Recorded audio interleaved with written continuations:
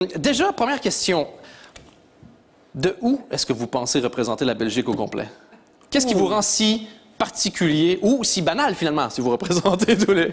Tout au début du projet, je suis parti du principe, de toute façon, que le Belge était un être assez universel ici, un être assez banal, peut-être aussi, un être assez...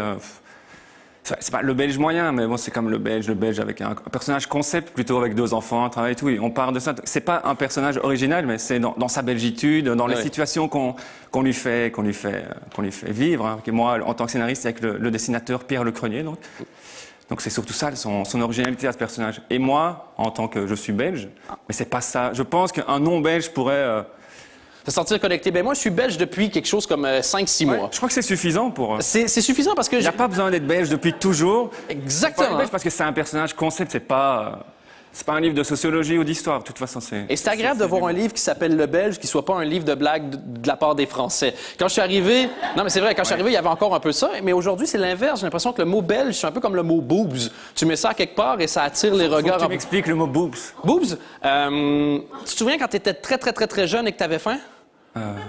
C'était un peu le frigo de l'époque. On n'a pas les mêmes références. Non, le Belge, donc... Il y avait un frigo. C'était peut-être ça. C'était le Boops, en fait.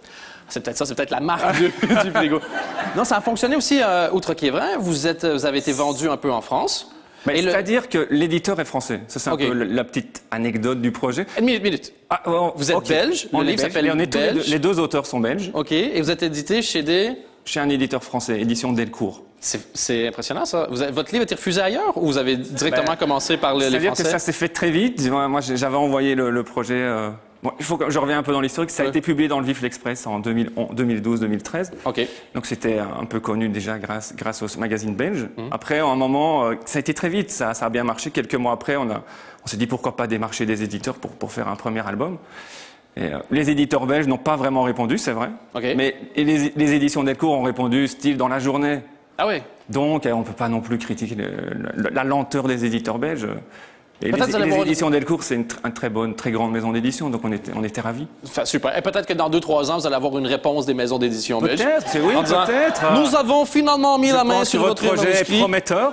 Mais je me demande pourquoi vous parlez de la Coupe du Monde 2014. Un éditeur belge m'avait contacté même avant, en fait, pour même démarcher, parce qu'il avait pisté le truc. Okay. Il faisait pas de la BD, tout ça, ça convenait pas. Il y avait de l'opportunisme.